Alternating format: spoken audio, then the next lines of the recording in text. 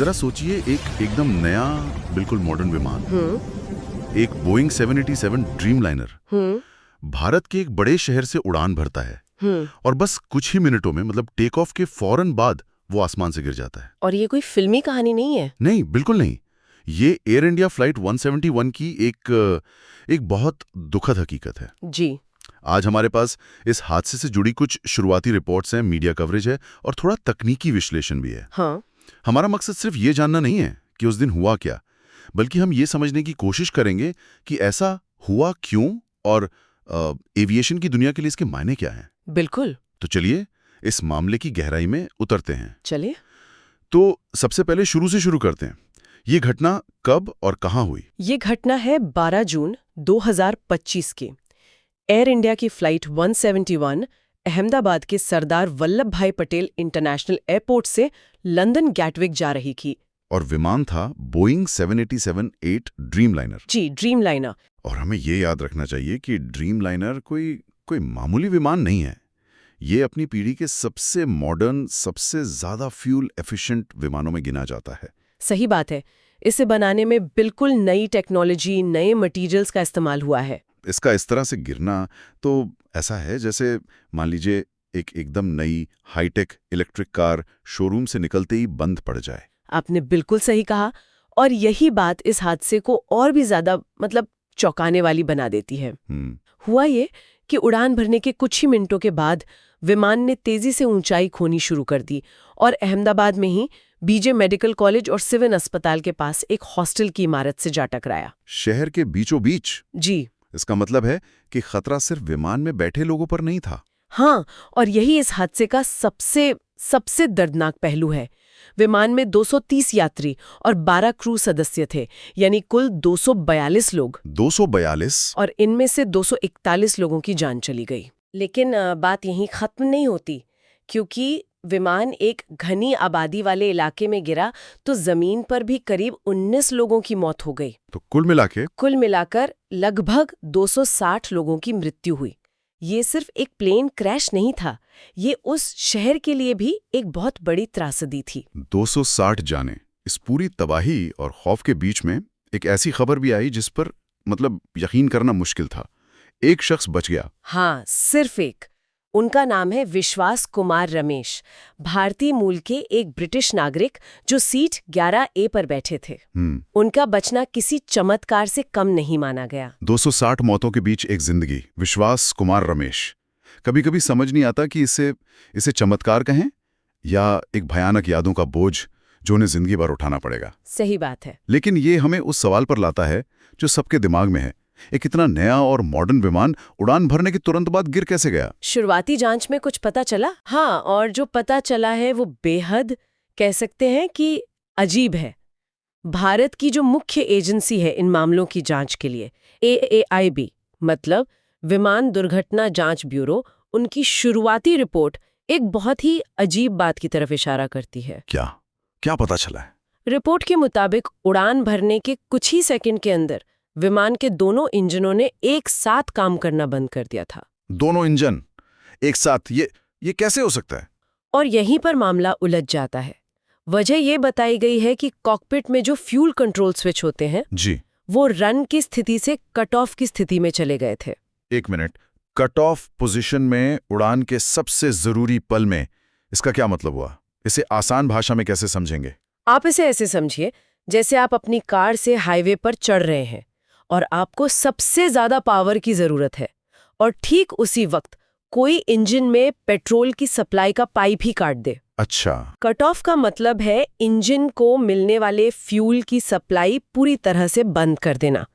Take off के दौरान ऐसा होना ये लगभग नामुमकिन माना जाता है। तो सबसे बड़ा सवाल ये है कि वो स्विच कट ऑफ पर गए कैसे? क्या ये कोई तकनीकी खराबी थी? यही तो लाख% का सवाल है।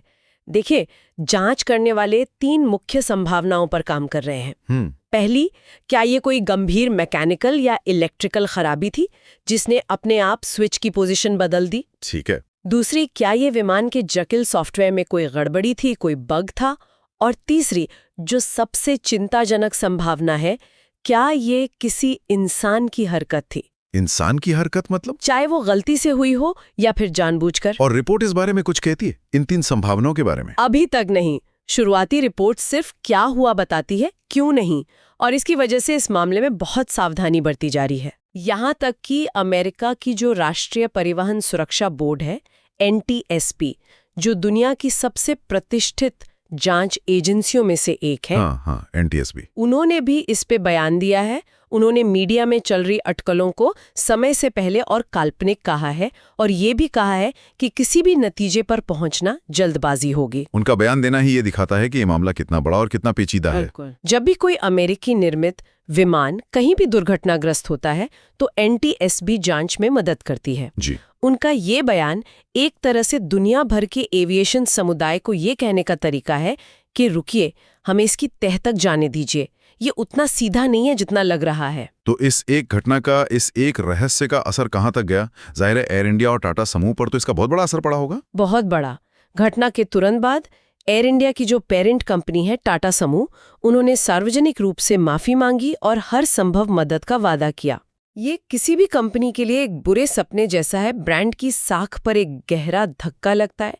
पीड़ितों के परिवारों को मुआवजा देने की प्रक्रिया, एकमात्र जिंदा बचे व्यक्ति की देखभाल, ये सब एक बहुत ही संवेदनशील और जटिल प्रक्रिया है। और इंडस्ट्री पर इसका क्या असर हुआ?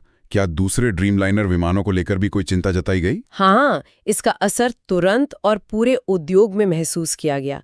जैसे ही ये फ्यूल स्विच वाली बात सामने आई, भारत के नागरिक उड्डयन महानिदेशालय यानी DGCA, हाँ, उन्होंने तुरंत एक आदेश जारी किया। उन्होंने भारत में ऑपरेट कर रहे कुछ बोइंग विमान मॉडलों, खासकर 787 में लगे फ्यूल कंट्रोल स्विच के तत्काल निरीक्षण का आदेश दिया। ये तो बहुत बड़ा कदम है। ये सिर्फ एक कागजी आदेश नहीं था। इसका मतलब है कि देश में कई विमानों को फौरन सेवा से हटाकर उनकी जांच करनी पड़ी। ओह, इससे फ्लाइट्स रद्द हुईं, यात्रियों को परेशानी हुई और एयरलाइंस को करोड़ों का नुकसान हुआ। एक हादसे की लहरें पूरे सिस्टम में महसूस की जाती हैं। ये एक क्लासिक उदाहरण है कि कैसे एक आपदा पूरे उद्योग में सुरक्षा समीक्षाओं को जन्म देती है। इस हादसे ने विमानन सुरक्षा को लेकर कुछ बुनियादी सवाल भी खड़े कर दिए हैं ना? हाँ, इसने कुछ बहुत ही असहज करने वाले सवाल खड़े किए हैं। सबसे पहला और सबसे बड़ा सवाल टेक्नोलॉजी को लेकर है। जैसा आपने कहा, ड्रीमलाइनर एक बेहद आधुनिक विमान है जी। इसमें ऑटोमेशन का स्तर बहुत ज्यादा है। ऐसे विमान में टेक ऑफ के ठीक बाद दोनों इंजनों का एक साथ बंद हो जाना, ये हमारी तकनीकी निर्भरता पर सवाल उठाता है। और यही तो मॉडर्न विमानों का एक विरोधाभास जैसा लगता है। हम उन्हें इतना ऑटोमेटेड बना देते हैं कि पायलट की भूमिका बदल जाती है। बिल्कुल। लेकिन जब कुछ अप्रत्याशित होता है तो सारा दारोमदार उसी इंसान पर आ जाता है। ये स्विच वाला मामला इसी नाजुक रिश्ते पर सीधी चोट करता है। आपने बिल्कुल सही पकड़ा, ये इंसान और मशीन के बीच के रिश्ते का सवाल है। दूसरा बड़ा सवाल शहरी योजना से जुड़ा है। घनी आबादी वाले इलाके में दुर्घटना होने से जमीन पर इतनी जानें गईं। हाँ। ये हमें सोचने पर मजबूर करता है कि क्या हमारे बड़े शहरों के बीचों बीच बने हवाई अड्डे और उनके ऊपर से गुजरने वाले उड़ान मार्ग भविष्य के लिए सुरक्षित है? ये एक ऐसा जोखिम है जिसके बारे में हम शायद रोज नहीं सोचते। और तीसरा महत्वपूर्ण पहलू है पारदर्शी जांच का। इस मामले में AIAB और NTSB जैसी एजेंसियों का सहयोग बहुत जरूरी है। दुनिया देख रही है। इस जांच का नतीजा न सिर्फ एयर इंडिया की साख तय करेगा, बल्कि ये बोइंग और पूरी एविएशन इंडस्ट्री के भविष्य पर भी असर डालेगा। तो अगर हम आज की पूरी बातचीत को देखें, एयर इंडिया फ्लाइट 171 की कहानी सिर्फ एक विमान हादसे की कहानी नहीं है। नहीं, यह एक मॉडर्न विमान, एक रहस्यमयी तकनीकी विफलता और उसके भयानक मानवीय परिणामों की कहानी है। शुरुआती जांच एक अजीब सी पहेली सामने रखती है, फ्यूल स्विच, और इस एक पहेली ने सुरक्षा, तकनीक और नियमों को लेकर गंभीर सवाल खड़े कर दिए हैं। बिल्कुल।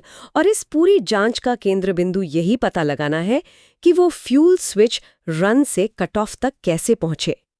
यह एक बुनियादी सवाल उठाता है, एक आधुनिक कॉकपिट में इंसान और मशीन का रिश्ता आखिर है क्या? क्या ये एक अनदेखी मैकेनिकल खराबी थी, एक सॉफ्टवेयर की गड़बड़ी थी जिसके बारे में किसी को पता नहीं था, या फिर ये किसी इंसान की हरकत थी, चाहे वो सेकंड भर की भूल हो या कोई सोचा समझा कदम? इस एक रहस्य का जवाब न केवल इस दुर्घटना की गुत्थी सुलझाएगा, बल्कि आने वाले कई सालों के लिए पायलटों की ट्रेनिंग, कॉकपिट के डिजाइन और ऑटोमेशन के नियमों को भी एक नई दिशा दे सकता है।